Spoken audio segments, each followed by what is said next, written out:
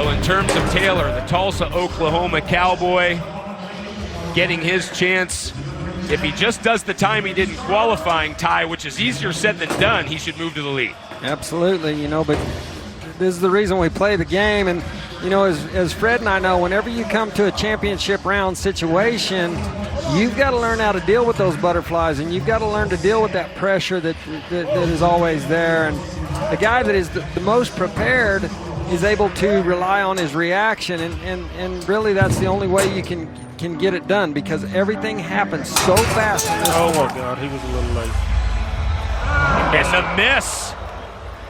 Critical miss, and back to that point you guys mentioned earlier in terms of the nerves and the pressure. Yeah, I would have to think that's part of it. You saw he was way off the barrier, and then just, you know, he doesn't get dropped down in there far enough to catch that left horn, and right over his head he goes. It got too tight before he got in there.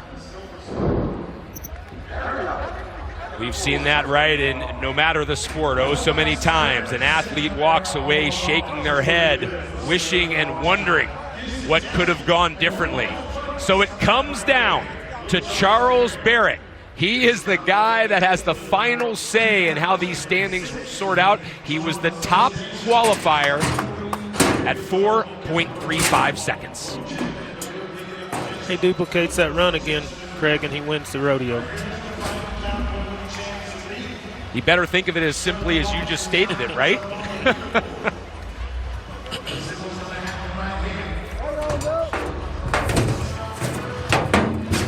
You see his horse standing very good in the box. And Ty, again, right, you know how important this can be. The horse is your partner in this. That's absolutely right. You can kind of see James's horse wanting to kind of rear up in there and jitter around, and that, you know, that's what'll make you miss that barrier, that head start that you have to give the steer. Good start. Got him caught. Got down. But not enough. Had trouble getting the steer to the ground. 5.52 the official time, and that's going to give the win to Sterling Walton. I want to point out something right here, guys. When he hit this steer, watch how his feet went away from him, and then he got on his knees and had to crawl with that steer, and it cost him a win in the rodeo. Let's send it to Kate. Well, what a run you made, and let's talk about the approach. You were first out. You knew the competition coming behind you. Did you want to just make a smooth run, or did you know you had to push it and really set the pace there? I really wanted to go fast, but I was late. But hey, still fast enough. Take us to those moments right before. What were you looking for there? Go fast. Take in this moment for a second. It's the crowd. You're in Vegas. Bill Pickett Rodeo. First thought that comes to your mind. Great opportunity. It was fun. It's fun. Congratulations. Enjoy this one. Thank you. Great that Sterling Walton was concentrating on being fast. I think he also wanted that interview to be over with as soon as possible. Sterling Walton wins the Bulldogging ahead of Charles Barrett and James Taylor. Being around Bill Pickett has afforded my family the opportunity to just travel all over, meet people from coast to coast. And we've had an opportunity to, through rodeo, to teach our children responsibility. You know, I can't say enough about the family environment of the Bill Pickett Invitational Rodeo. Great look at how calm you have to be in terms of pre-release. Got it. Oh, how about that time? 2.63 seconds. New leader. This looks great right here. You know, you can see that rope that goes in front of the horse when they're backed into the box. That's the barrier rope. They have to give that steer a head start. And boy, she got there fast. So Krishan does her job. Focus clearly evident right there, and now just one more competitor. Will she be the winner? We're about to find out. Denisha Henderson, the final competitor in the ladies steer on decorating, been involved with the Bill Pickett Rodeo since 1995. Fred, she was the fastest qualifier. She really was, and I think she was around 1.6, but she's going to have to be almost duplicate that run here in a second. Good start. 2.79 isn't enough. She's 16/100ths of a second slower than Krishan. Ever so close, but Ty, back to the point we were trying to make, you better not blink in this sport. Yeah, everything happens so fast, and the money is so much won or lost on that barrier rope that you see going in front, and the closer you can get to that barrier, the better shot you're going to have. Again, you see this steer kind of run in front of her horse. I thought she did a great job making the adjustment and still getting the flag. She really did, because she actually bumped that steer. 2 sub-3-second runs. Krishan Adair, 2.63. Denisha Henderson, 2.79. And Jasmine Bennett finishes in third. Krishan, what a run. So much happens in just a few seconds. How did you calm the nerves before this one? Oh, I've been calming nerves all week. I was really nervous today. I just took some deep breaths and let the chips fall where they may. And it all paid off. And you're not only a horsewoman, but you're a mama. You're just telling me about your 6-year-old daughter. When she sees Mom out here, what do you want her to know? I just want her to know that I tried my best, and I just want her to try as hard as I try. So well said. Congratulations. Thank you so much. How cool is that right there? Yes. Look at this right here. You can see she really had to lean out of that saddle, and what a cool thing, and what an awesome example for her child.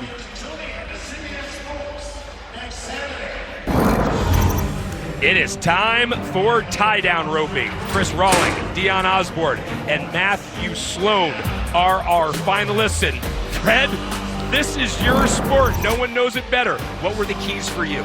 Well, the keys for me were a lot of hard work. I put in a lot of time in the practice pen, and that way I was prepared when I got to the rodeo. I just reacted to the situation that was at hand. Well, these 3 guys are definitely going to want to react as quickly as possible. Ty, this is one of those events that as you start to parcel it and break it down, there are a number of critical components. Absolutely, Craig. And the thing you got to remember is this sport was truly born from real ranch work. This is how forever, since the beginning of ranching and cowboys, this is how you doctor sick animals. And, when you're out on several thousand acres, this is your only way to get one down and administer the medicine that they might need. Fred, you were spot on with Sterling Walton earlier. Chris Rawling was another athlete you mentioned. You think this is his? I like Chris a lot. He ropes good, and I don't think pressure bothers him. Good start. Calf ducked left. My goodness. Well, that is just an unfortunate case. Clock's still going.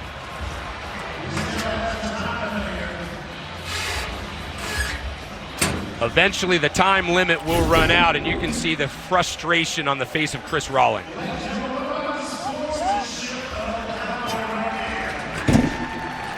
Probably wishing he would have took that one little quicker shot that he had. Sir. He had a chance at that calf, really. She went left pretty good, but he was right on top of her, too. Dion Osborne from Morris, Oklahoma is next. Not only a tie-down roper, but also in his spare time, a stock contractor for rodeos. Yes, I think he owns quite a few bulls and horses and provides them for the rodeos up in Oklahoma. Dion made a pretty good run the first time. Let's see what happens here. You can see the yellow swabs he has in that horse's ears. That's to try to help his horse get used to this big building with all the noise. And he missed. A miss as well. So Dion Osborne unable to convert. Fred, I think the logical question then becomes, with both Chris and Dion not doing their job, does that put extra or less pressure on Matthew Sloan? I'm going to say less pressure. You know, I relish the time to back in there and have to catch one to win. But that's not the case here, and I'm not out there. I would try to not be late at the start and just take a good safe throw and tie this calf down to win the deal. It is all in the hands of Matthew Sloan, third competitor, trying to be the only man to convert. He's out.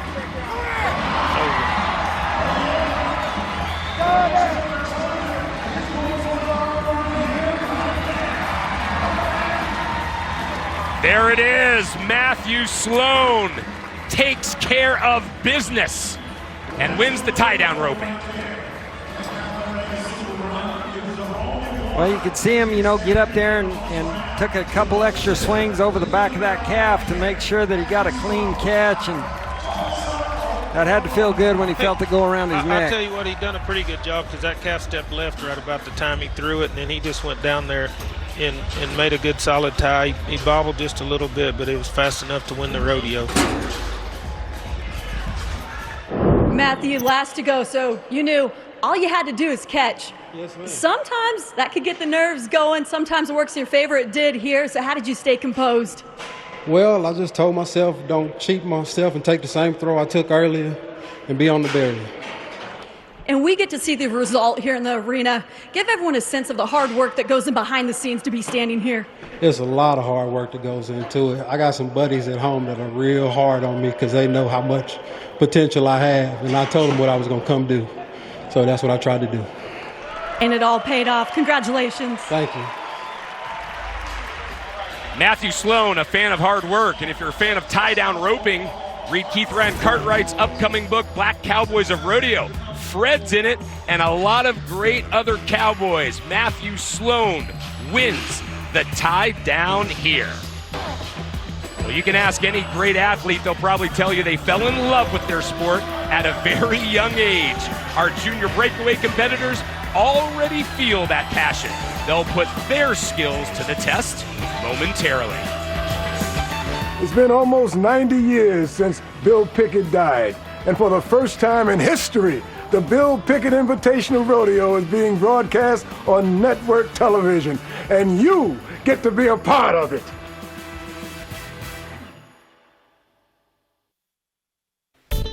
It's been a lot of fun here in Las Vegas. We've got another rodeo in a little over a month. Join us on July 31st at 1 p.m. Eastern for the gold medal round of the Days of 47, right here on CBS. Let's highlight the competitors in junior breakaway tie, starting with Courtney Solomon. Oh, I love the determination Courtney has, and what a talented young little girl.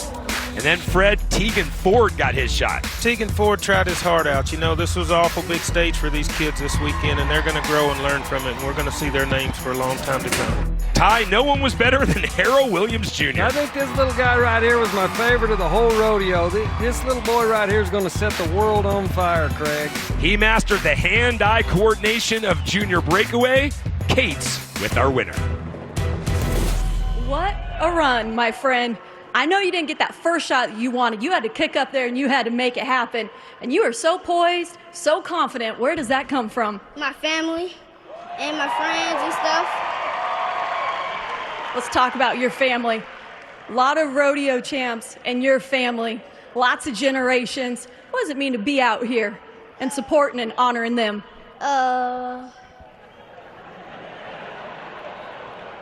I don't really know. Well, tell me this. What does your dad think about you being right here? Because I know he's a big supporter.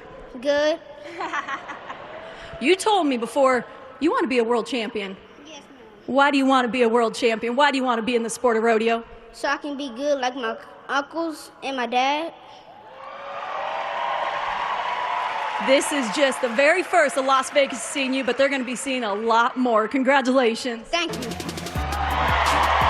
There's that poise. That's awesome. Yeah, and further confirmation, guys, right, just how important the Bill Pickett Rodeo is to all the generations that have taken part since 1984. The speed and finesse of ladies barrel racing is coming up, including Supernova Savannah Roberts. She'll get her chance to shine. The Bill Pickett Rodeo was created for African American cowboys and cowgirls to tell their stories and to tell the history of black cowboys and cowgirls in the development of the West. The reality is that history doesn't tell that story. So when the founder, Lou Vasson of the Bill Pickett Rodeo, had this vision, he wanted to create a platform that would entertain communities, but at the same time educate them and give the black cowboys and cowgirls a platform to showcase their skills. And I think we've been successful in doing that for the last 37 years. I'm 13. I'm going into 9th grade. I'm from Colorado Springs, and that's me. I compete in the barrel racing. That's my main event in BPIR, and I also compete in like the pole bending, breakaway, and ribbon roping. Savannah knows not only what's at stake, but has her career goals mapped out as she will go up against not only her sister Aaliyah, but also Krishan Adair. And Ty, what I always love about barrel racing is fastest qualifier goes first because they get that clean dirt. That's right. You don't want them ruts in that dirt. You want a nice smooth surface for that horse.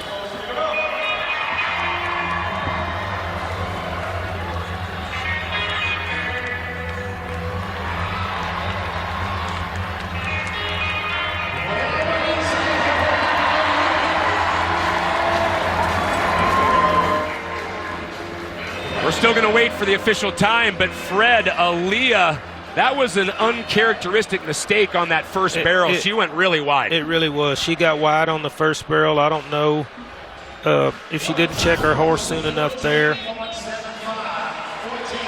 but it cost her quite a bit of time.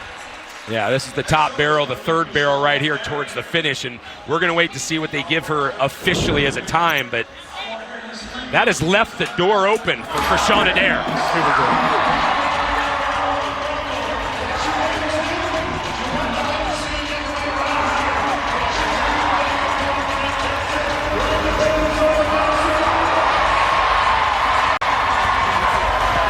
No question, that's going to be the top time. Krishan Adair, Ty, showing she's a gamer. Yeah, she's really hustling. You can see she's asking this horse for everything. Now watch her lift her leg whenever she's about to hit this barrel. You know, that shows a good presence of mind of what's going on. You can see that she does it again here on the third barrel just to make sure she gets around it. I love to see that kind of hustle and try. She made the exact same run twice, guys. So as we've seen some issues with the clock, they've awarded her 14.19 seconds. So that is the standard as Savannah Roberts gets set to go. As the third competitor, here she is. She knows exactly what she needs.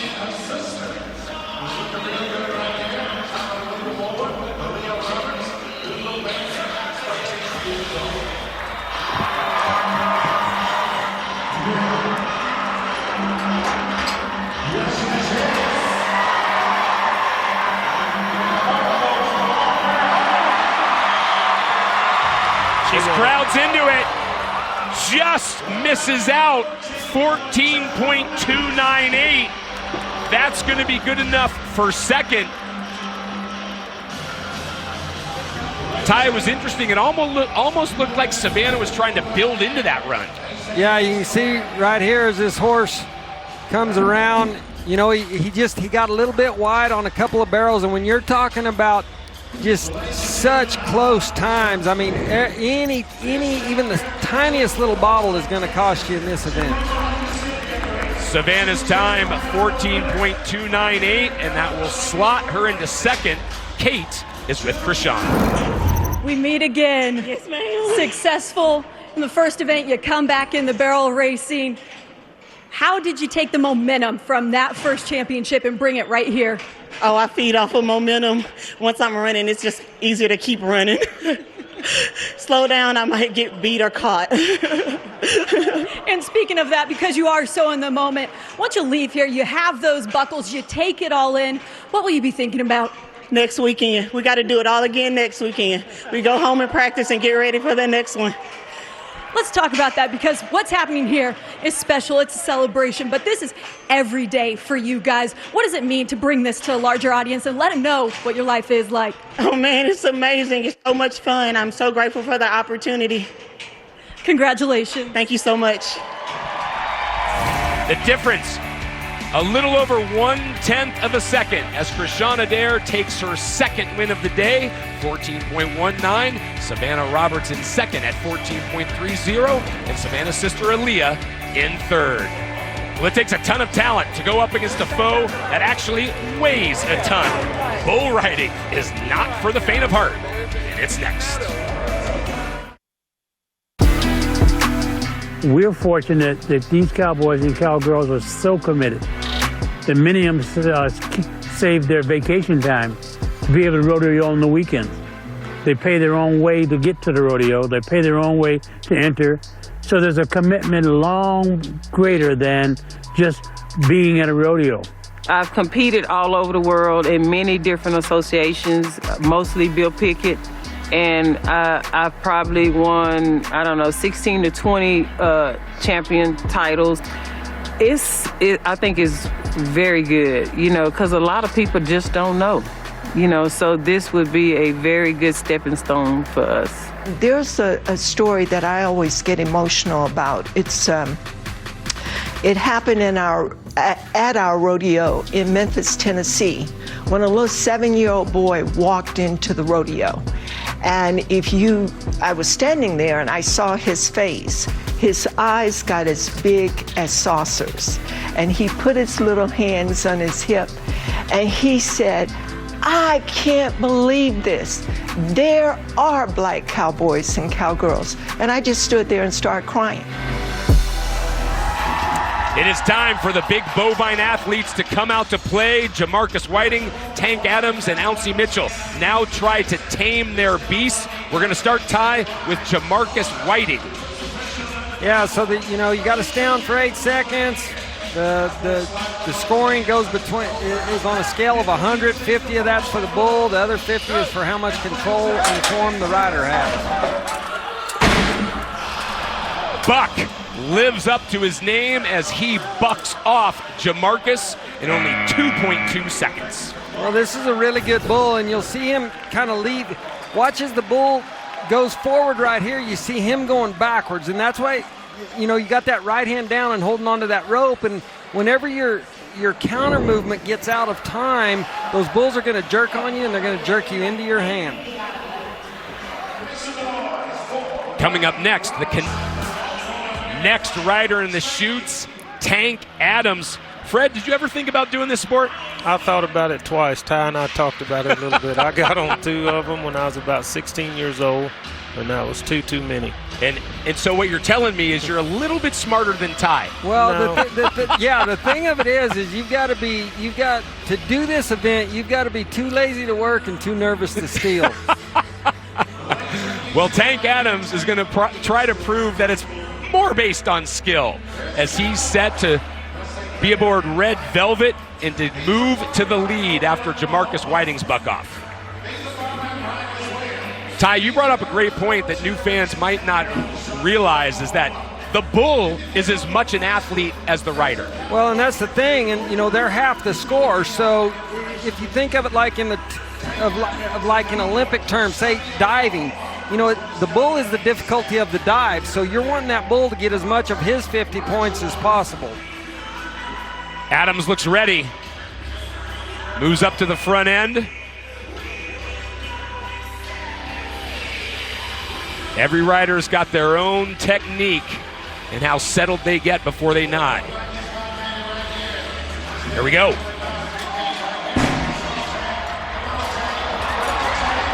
Oh. Tough landing as Adams hits the dirt with conviction. Red Velvet turned out to be anything but smooth. I'll tell you, Craig, we're seeing some bulls that are bucking pretty hard, and Tank's doing a lot of things right. You can see him breaking forward at the hips as this bull's jumping, and that bull kind of stumbled and shot forward, and that threw his timing all off. Now, when you're talking about a game of counter movement, whenever they change the rhythm like that, that's the difficult part. And another look at that landing. Tank Adams, the latest to feel the pain. Ouncy Mitchell, the last competitor, cousin of Ezekiel Mitchell, the man who is starting to make waves at the PBR level. Ty Ouncy's been at that level as well on a few occasions. He's facing Guapo.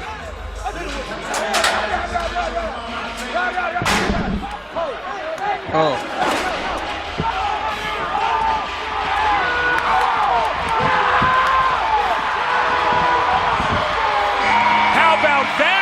For a showcase of skill, saving the best for last.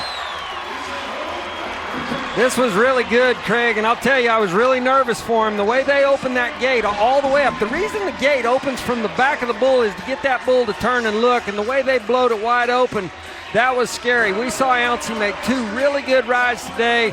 No question, this is the undisputed champion. Now, right there, it was so nice that that bull turned for him, and you can see that he's in total command the whole way. You'll see him start opening up with this outside leg.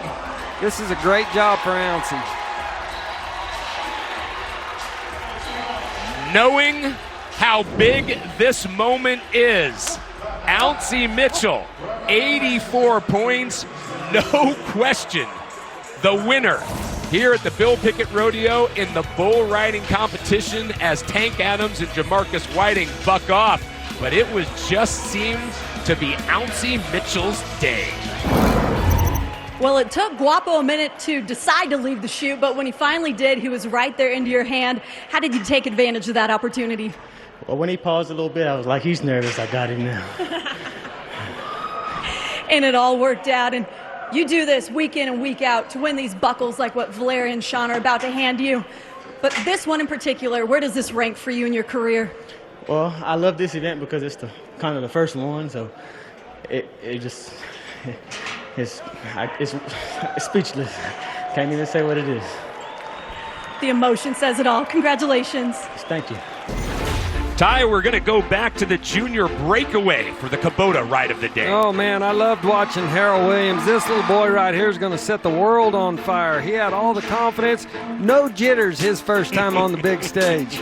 And that buckle's about as big as he is. We're going to roll through all the winners of the 2021 Bill Pickett Rodeo. But, Fred, just your final thoughts, because I really feel this event lived up to its billing. I think so, too, Craig. I was really impressed by a lot of things that went on here today. And we had a 2-event winner, and then we had some guys that hadn't won rodeos of this magnitude. And so the crowd was great. The competition was pretty fierce, and there's a lot of positives to come out of this. I was glad to be a part. And as you said at the beginning of the show, great to be on CBS. Well, congratulations once again to all of our champions. Our next rodeo is the Days of 47 gold medal round here on CBS, July 31st. For Ty Murray, Fred Whitfield, Kate Harrison, and our entire crew, I'm Craig Hummer. Thanks for watching.